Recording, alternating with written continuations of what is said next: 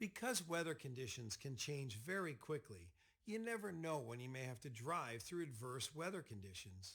In this lesson, we'll talk about specific procedures to follow when driving in rain, fog, snow, ice, and sleet. Let's start first by reviewing the importance of using your lights in the appropriate conditions. Your low beam lights allow you to see 200 feet ahead, and your high beam lights allow you to see 350 to 400 feet ahead. When adverse weather brings low light conditions, you'll want to use your lights to help you see. Low beams are ideal for extreme weather conditions, especially including fog. When your visibility is less than 150 feet, stick to low beam headlights. This is because the light particles won't bounce off the cloud particles and create a glare. And remember that your speed should always match the current conditions. So if you have reduced visibility, you need to reduce your speed to be able to safely stop within your sight distance or the distance you can see in front of you. As a rule of thumb, if your sight distance is 2 seconds or less and you are experiencing incredibly poor visibility, you need to safely pull off the road, contact dispatch, and wait for conditions to improve. Find a rest area or a road off the main highway that does not put you in danger, and make sure to leave your emergency flashers on. When you're driving in rain or a thunderstorm, your vehicle may lose up to 55% of its usual traction. Follow these tips. Remember, during your pre-trip inspection, always check your wiper blades for signs of wear. Always check your tires for proper tread and correct air pressure. Turn on your lights. Slow down by at least 25%. For example, if you typically drive on a road at 35 miles per hour, you'll want to slow down to about 25 miles per hour in a rainstorm. Increase your following distance by at least 2 to 3 seconds or up to 6 seconds if the rain is heavy. When approaching stops, slow down so you don't splash waiting customers. Be alert for customers waiting in sheltered areas who might unexpectedly run out to board your vehicle. Use defrosters to keep your windshield clean. When passing or following other vehicles, be ready for road spray. Avoid hard braking to prevent skids. Watch for stalled vehicles. Look out for areas prone to flooding. Don't drive through deep water. If you're unsure of the depth of the water, don't drive through it. When in doubt, contact dispatch. Maintaining traction in adverse weather conditions is also critical to maintaining control of your vehicle. Follow these tips. Accelerate and brake smoothly. If you must brake, start sooner and brake slowly whenever possible.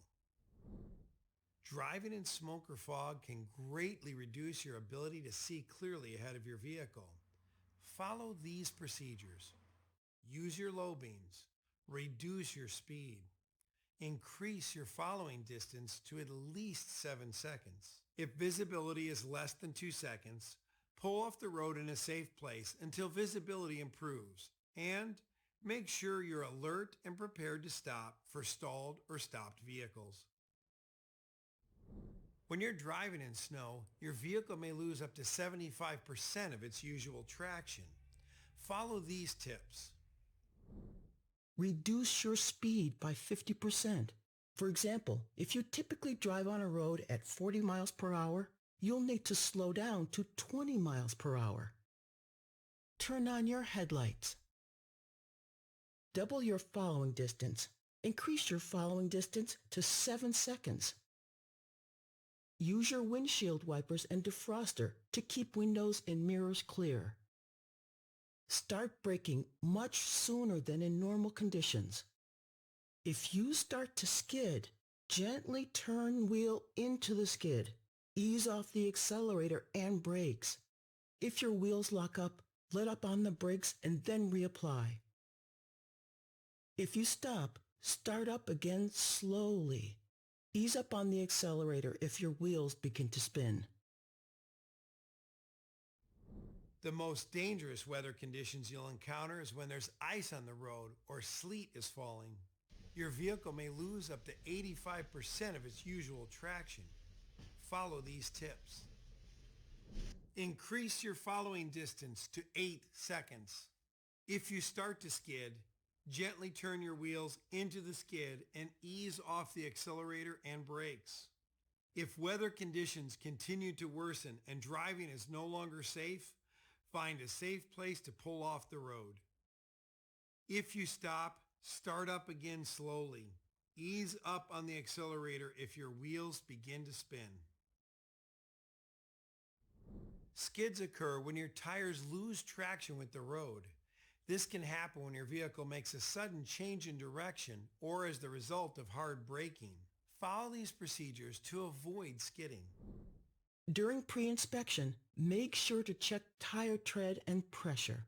Minimum tire tread should be 2 30-seconds rear and 4 30-seconds front minimum.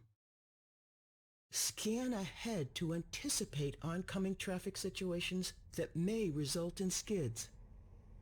Slow down before curves and turns. Accelerate slowly. Brake early and gradually. Make slow, gradual steering adjustments. If your vehicle starts to skid, follow these procedures. Respond calmly. If the wheels spin, ease up on the accelerator. If the wheels lock, ease up on the brakes, then carefully reapply. Do not pump ABS brakes. Gently turn the wheel in the direction you want to go. Driving in adverse weather conditions like rain, smoke, fog, snow, ice, and sleet will really test your skills as a professional operator. When you put these defensive driving procedures to use, you'll maintain the safety of your customers and yourself in these difficult conditions. You'll encounter several season-specific driving hazards in winter, like motorists who don't adjust for road conditions, visibility problems, loss of traction, and encounters with snow removal equipment. Know that your vehicle can have poor traction in the following winter conditions. When the temperature is below freezing. When the temperature warms up, but there are still shaded areas on the road with black ice. When driving over bridges and overpasses. You will want to watch for overpasses, underpasses, and shady areas where ice tends to form. Be aware that snow and ice can obscure lane striping and make it difficult to see the edges of the roadway. To mitigate the risk of these conditions, during your pre-trip inspection, pay attention to make sure these items are in good condition. Tire tread, vehicle heating system, windshield wipers, headlights, onboard emergency equipment. If you encounter adverse weather or other traffic issues, increase your following distance by 2 or 3 times, reduce your speed, anticipate your stops early, and slow down gradually.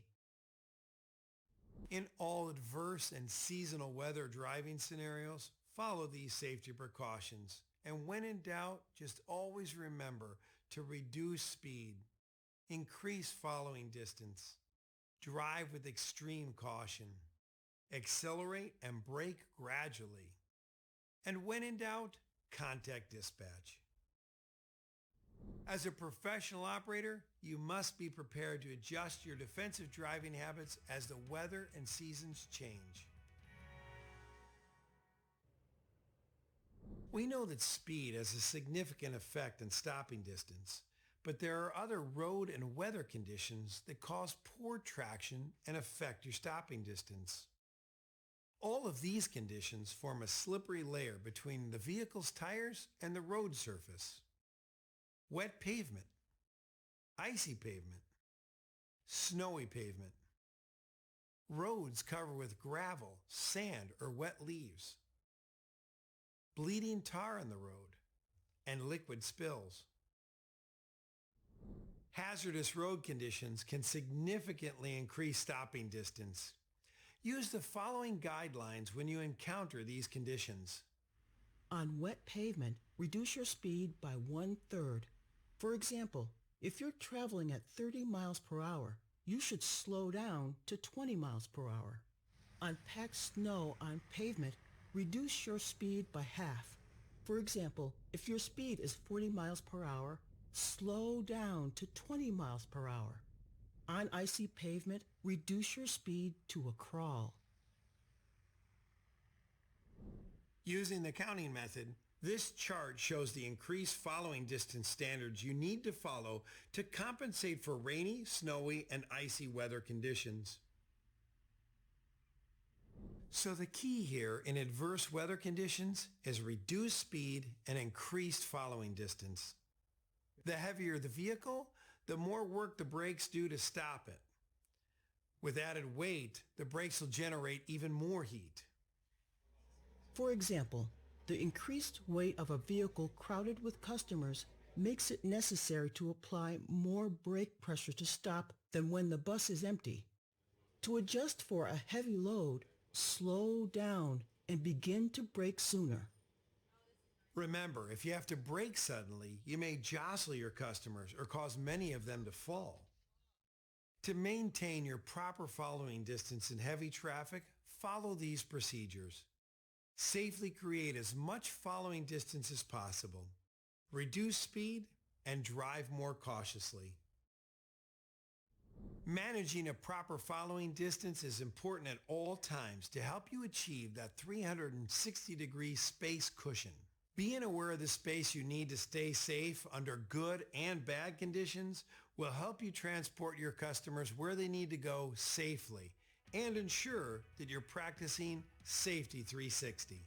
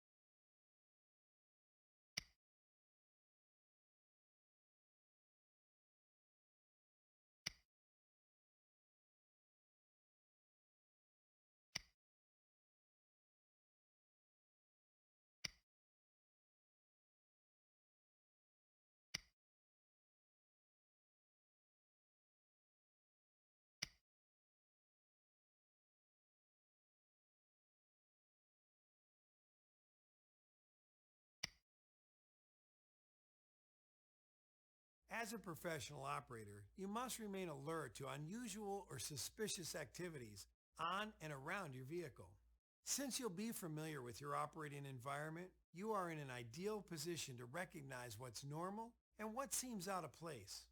There are 4 overall ways you can provide safety and security to you and your customers while on the job. Preparedness. Being prepared will help you to remain calm and properly manage an emergency situation when necessary. Observation. Be aware of your environment, in the yard, in your vehicle, and on your route. Watch for anything that's suspicious. Suspicious activity is characterized by a combination of actions that appear strange, inconsistent, or out of the ordinary for your work environment. Assessment. Assess your surroundings and evaluate the situation to determine if emergency services are required, and response. Know what's going on, how to react, and who you should inform. When you respond, it's important to remain calm and follow agency protocols and procedures. As a member of the community who sees and observes things that happen around the area each day, it's your responsibility to make sure you observe and report all suspicious activities or situations. This includes the communities on your route and the office where you work. When it's appropriate to do so, you must take action in a timely fashion and enforce our security measures.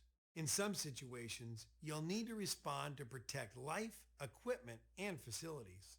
If you see something that seems out of the ordinary and potentially hazardous, report it immediately to dispatch or your supervisor. They'll take the appropriate action and notify the authorities.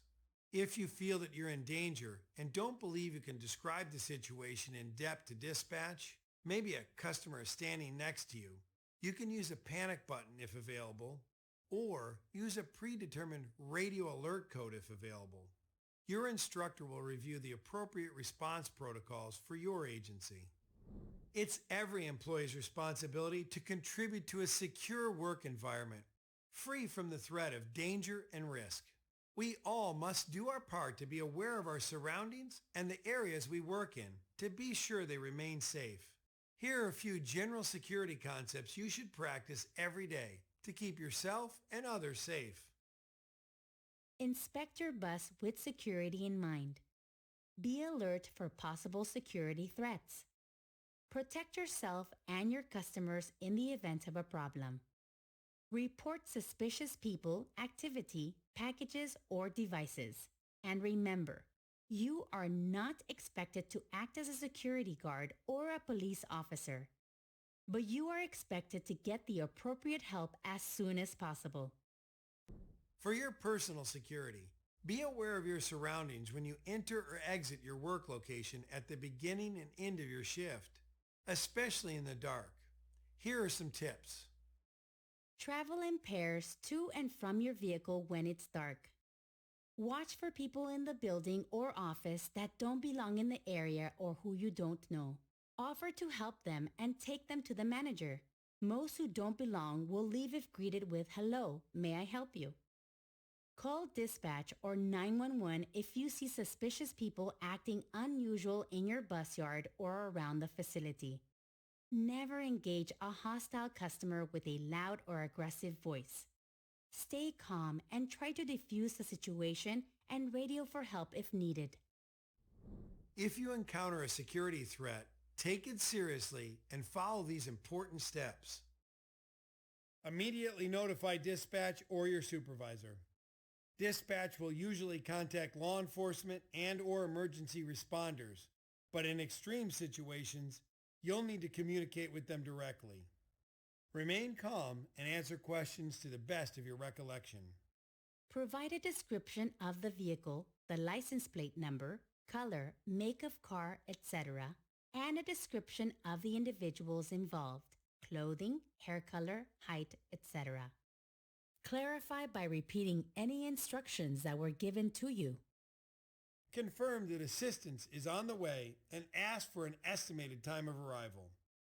Identify eyewitnesses. For incidents involving explosive devices, avoid using radios and cell phones within at least 50 feet. Remember, it's your responsibility to make sure you observe and report all suspicious activities or situations. Knowing what to look for and how to respond will make a big difference for you and the communities you serve.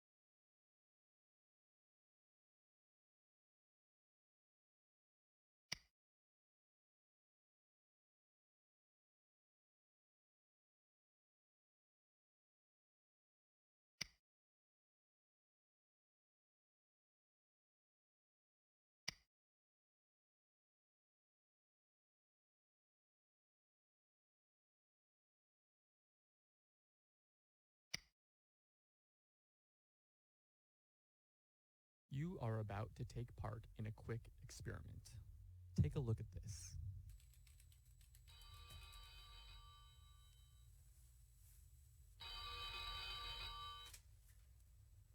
Okay, now, did you happen to notice anything odd? Watch again.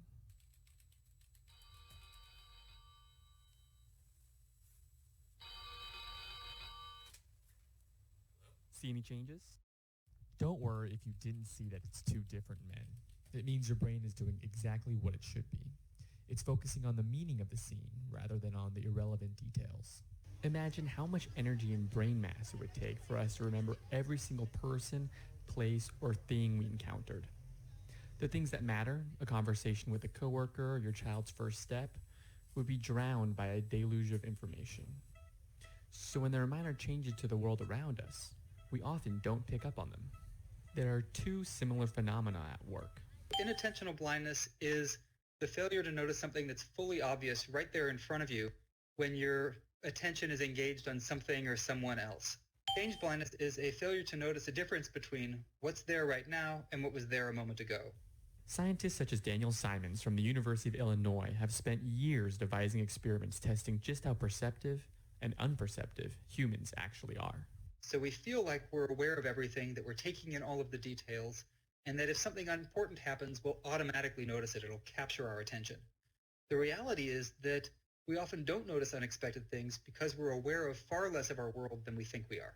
So how much or how little are we actually aware of? We decided to recreate one of Simon's most famous experiments to see for ourselves. Here's the setup. Our senior series producer Vin poses as a lost pedestrian and asks a passerby for directions. Excuse me, I'm looking for the skyline. Then, we break the two up, walking through them holding a large sheet of wood. Now watch as I replace Vin. You might think people would notice the switch, but almost half the time, they didn't. Of course, that means more than half the time they did. We only tried the experiment 9 times, and by no means was it good science, but we were surprised 4 people didn't notice the switch. In Simon's original experiment, 7 out of 15 people didn't either. So what determines whether or not you can figure out the switch?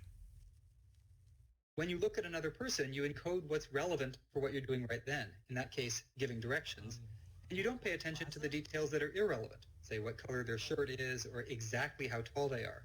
As long as you are able to make sense of the meaning of the scene and roughly the main categories of that person, say their height, their age, what race they are, what sex they are, as long as those important things don't change, the meaning of the scene really hasn't changed and you're not going to notice that anything's different. Scientists have documented inattentional and change blindness since the 1970s, and while they allow you to focus your attention, this failure to see every detail can prove costly. Drivers often cause accidents because they overlook quick changes to their environments, such as pedestrians or cyclists. Faulty memories can wreak havoc during eyewitness testimony. The goal of vision isn't to build a photograph or a complete model of the world in your mind.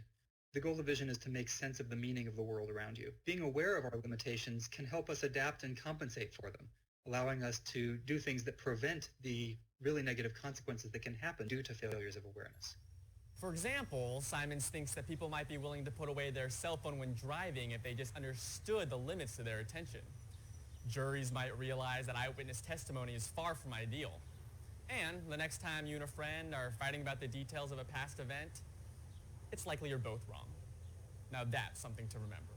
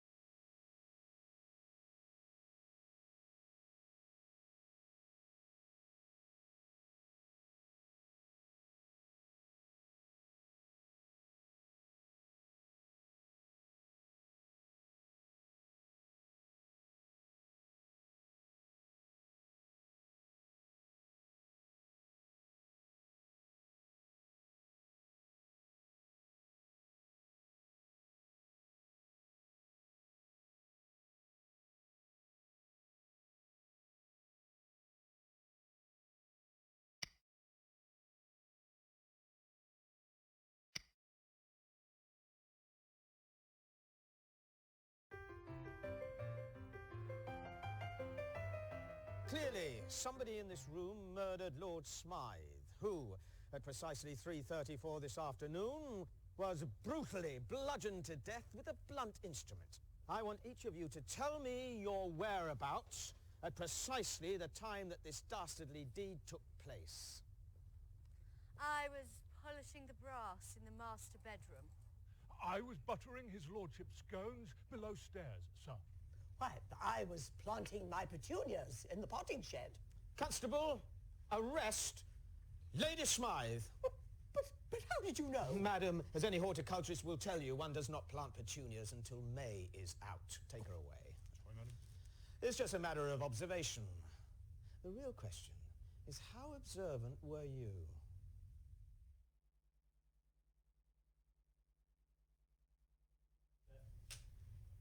And action.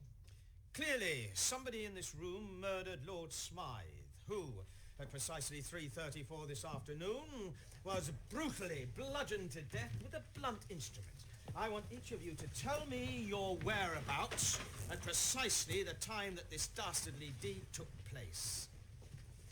I was polishing the brass in the master bedroom. I was buttering his lordship's scones below stairs, sir. Well, I was planting my petunias in the potting shed. Constable, arrest Lady Smythe.